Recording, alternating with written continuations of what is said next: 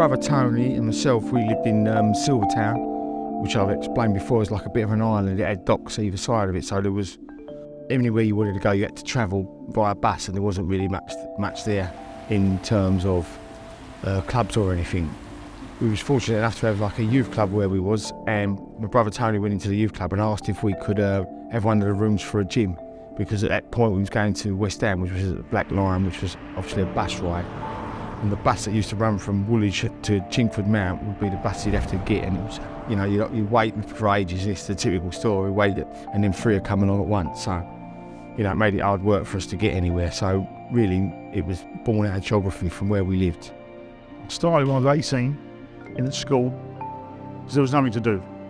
Had a few pairs of gloves from our uncles, some weights from local people. It was just something to do. Getting kids off the street, or kids who had nothing else to do, and that was where we started. We approached the youth club, and we got the hall. And see, at that point, boxing used to be in schools, and then they stopped it, and we got the old ring that they used to use for the schoolboy boxing in Newham. We got that, we put that into the hall, and then we started doing the boxing, weightlifting, weight training, different sorts of sports here. As I said, this necessity is like anything. There wasn't nothing in our area to do, and we was just, you know, fortunate enough to have a youth club, which there's not many youth clubs now. So, you know, there's hardly anywhere for the kids to go, is there? I mean, you need youth clubs for the kids to do sport, meet other boys, meet other girls, you know, go on camping trips and do all them things, and there's just they're not about no more. But basically, that's what the gym still is. So the journey's quite a long journey, and it's like, you know, like lots of things, it has twists and turns and ups and downs. From there, we took it into our uncle's pub, which was the Railway Tavern. It was locally known as Cundy's, and he had a hall upstairs. So what used to happen is the school club, for want of a better word, would shut every 6 weeks, you know, for the 6 weeks holidays. Then it would shut during half term. So then we'd be left again without nowhere to go. So we moved into Jack's pub. We had it upstairs in there, and then he come out of the pub. We went back to the school, and then we got our own pub. We put it in our own pub, and it went from there. And during that course of time, it adopted the name of the Peacock, because one of our pubs was called the Peacock, where we put it in. That was at Freemasons Road. That was a tied house with Charitons, and then what happened is Chariton sold off a lot of pubs. We had 3 pubs in the area. We had the Flying Scud, the Pit's Head, and the Peacock. And they all went on the market because we was only tenants in them. In the beginning, we was very lucky as well, and when we came into this place, because as we were still a community around here, we knew everybody. And so you'd know if there was a bit of plumbing to be done, if there was a bit of electrical work to be done, if there was all of our friends would come and say, "Oh, I'll do that." We'd be around here with them, you know what I mean? So we'd get it done. When that got sold off the Peacock, we moved to this premises here. We approached the Charities Commission and asked them about a little bit of help, because obviously I think the rates at the time was about 10 grand and the rent was about 10 grand. And that obviously gives us a bit of help with our rates. That's the only help that we did get when we moved into here, and it flourished from there. And we kept the name of the Peacock because during that transition time of moving the pubs, we topped up buying a free house, which was a pub, and it was called the Essex Arms, which was across the road from here, and we changed that to the Peacock. There was a local club in our area which was called Fairburn House, and lots of kids used to box for Fairburn House, and they lost their premises, which was at Canning Town, and they come here. So we was affiliated even before we was Peacock. We still housed the Fairburn House, and because we went there as kids, like my brother Tony and myself and a lot of our friends, we didn't say, "Oh, you come here and change the name." We just kept it going as Fairburn House, and kept that name going. And then they moved to the Ruskin Arms, which John O'Connolly started doing, and they took that name on. We have had so many kids come through it, so many kids of all different types. And when it was an East End community, which it was in the beginning, it was, you know, and we've seen grandkids, the great grandkids of people who've come through it, you know, like Even when we was around the old Peacock at Freemasons Road, we like the likes of Glenn McCrory used to come and train there, Jim McDonald. So we've always had pros coming through the gym. Even when we was in Cundies at Silvertown, I think Michael Jack had Winston Allen. He come down from Wales and trained there. So, you know, and I think he boxed Bugner. And so it's always had fighters. You know, there's always had fighters around. It's never been decided who does what. I more or less do most of the stuff upstairs. I obviously, as you know, put on promote shows and promoted all sorts of stuff. So I do that side of it, and mine does the gym side of it. But at one time we both do the gym side or whatever. Fine, so I've been the head of centre for about 5 years at the academy. I started off as a mentor and then became a teacher, went from job to job and sort of ended up being the head teacher. The academy itself deals with students aged 14 to 19, mostly disengaged young people, so it's about getting them back engaged into the education system, giving them a bit more of a future outcome. A lot of our boys are set to finish without any qualifications, without any outcomes.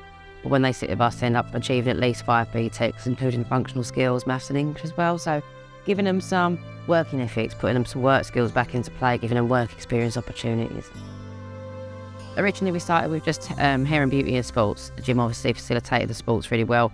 Then from there we moved on to performing arts and creative arts, which gave them music, photography, dance, drama, musical theatre, that sort of stuff.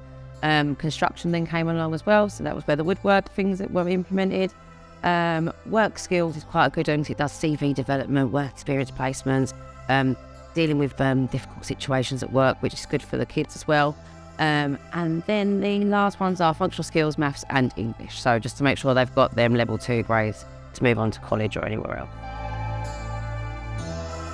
For a lot of them, it creates a lot of social skills. So even though a lot of them think they're already adults, don't like being treated like kids. So even the idea they have to just interact with other children isn't great.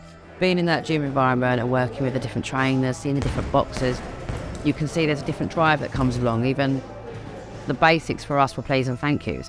They walk in here and spud you and don't want to say hello, but we start every morning with a handshake, or because I'm me, I get a cuddle in the morning as well, which is great. We give all of our kids a free school dinner, so everyone gets a hot meal or a sandwich or whatever it is they want. But in the early days, you just see the kids leaving all their plates on the tables, crisp packets on the floor. So just watching them then educate each other about clearing away when they're finished and saying thank you to the canteen staff, them common courtesy things are real big positive changes that we see as an important factor. Schools might not always value it as highly as we do. I think the education outcomes have got to be better, but that's a significant step for us. Please, thank you, yes, no, have a good day. It's nice elements.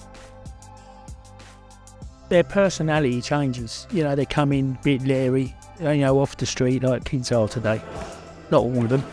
And once they're in here, it's the discipline that we give them. And they discipline and they interact with the other boys and girls as well. And they everything. We're not strict, but we've got a lot of discipline in the club. The amateur coaches don't get a lot of praise, and that's where they start from. You know, we all do it voluntary. We don't get paid for it, and it's not just me. It's all around the country. They're amateurs, and they're the beginning. They start from there. I went to Peacock Gym since I was about 15 years old. But I started training with Mark and Jim Tibbs. Done some sparring with Billy Joe Saunders. They did give me lots of welcome here. This is like a home to me. Danny's father, with Danny Senior, he started off Danny's challenge to raise funds and awareness for the Down Syndrome Association, and by doing that, he decided to have a white collar boxing match at the brewery in Chiswell Street, and then he had a few more bouts after that, and then sadly he passed away. And Danny decided that he wanted to carry the charity on. So Carol, his mum, she set it up again, and Danny's been raising money ever since. So he's now had 7 bouts, and he's just remarkable. He's an inspiration. He really is. You know, he trains really hard, he trains in here with us on a Sunday, and we'll spar with him. You know, I'll get in with him and he wants to knock me out. Then yeah. But yeah, he's one of the boys, definitely. I want to say thank you so much for A Peacock Gym, but they've done me so hard for my career. I will say thank you to them and say thank you to all Peacock boxing trainers. I want to say thank you to them.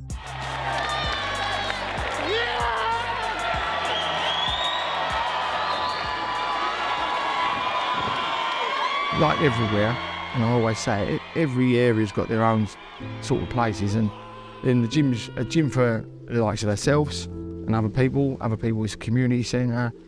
Other people is somewhere to come and have a cup of tea and a chat, and you know, for the school kids that come here and use it, it's different things for different people. But you know, obviously what gives us our bit of street credibility is, and that is because we do produce sportsmen, whether it be the boxers, kickboxers, arm wrestlers, you know, we've got lots of good runners here, so we're like quite broad in that respect. I think the most rewarding part of the time here is being able to share other people's lives and their highs. You know, sometimes you get people coming here a little bit overweight and they lose a bit of weight, and that's a great achievement for them.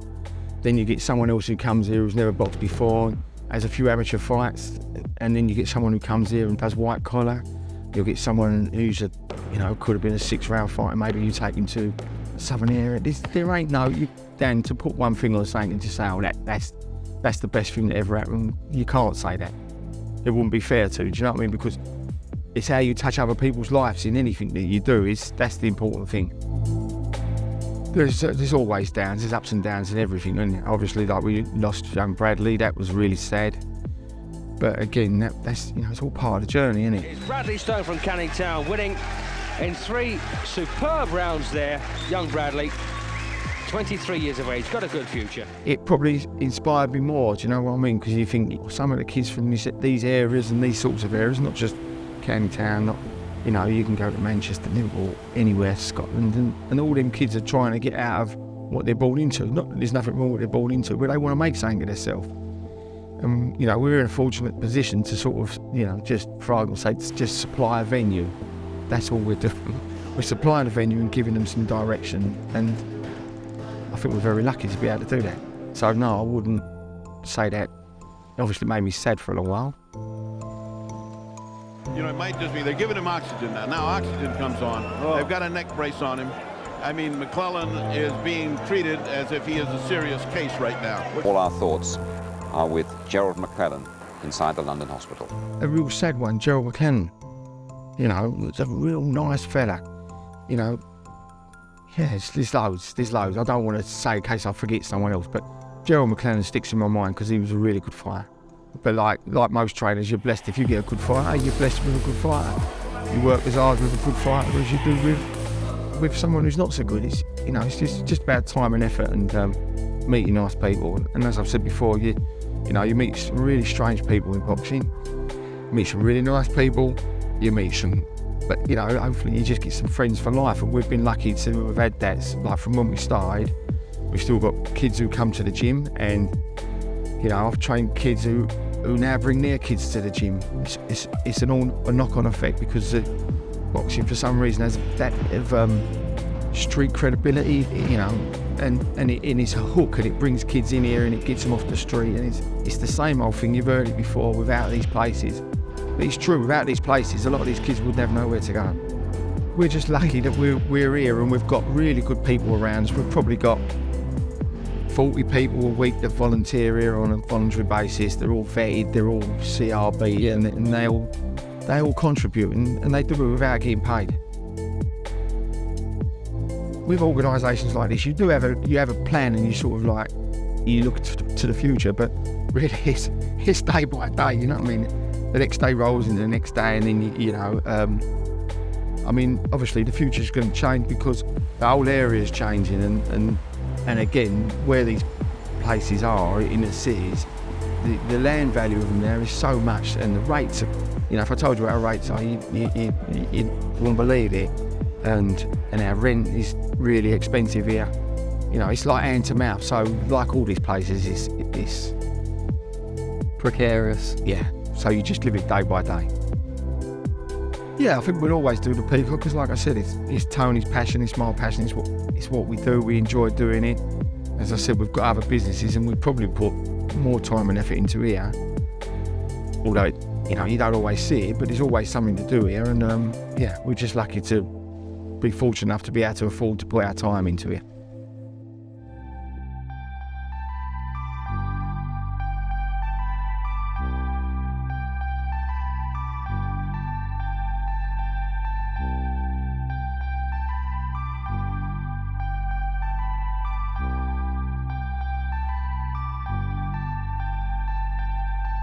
Well, to be fair, it was something that Tony spoke about probably 4 years ago when Tony first moved here, because he's been living here 4 years.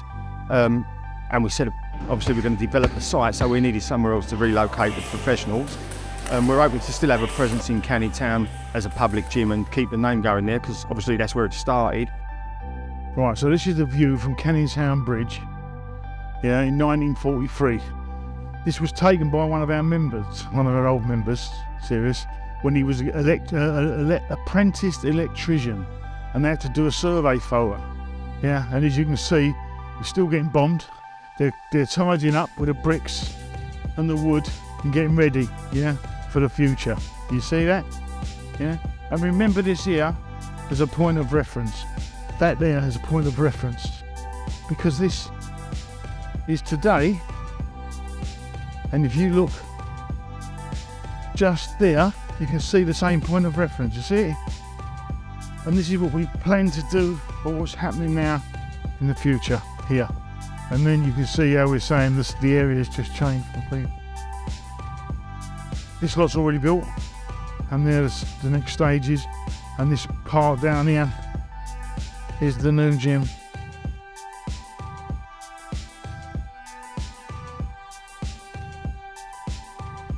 Yeah. The funny thing is, our granddad and his brother had a club here, on this piece of ground here. In the old days, and you can see that, which was just over here, called St Luke's Park. They used to have a boxing club there. Yeah. But every now and again, things move on and things change, and you know, with the world as it is at the moment, you just can't have anybody walking in your gym saying good morning. It's just not how it is. Well, listen, we've still got some really good fighters down the gym. Unfortunately, they're tied to us with other people, and they'll still be using the gym on a daily basis, and we'll probably go down there and spar, but our main base will be here.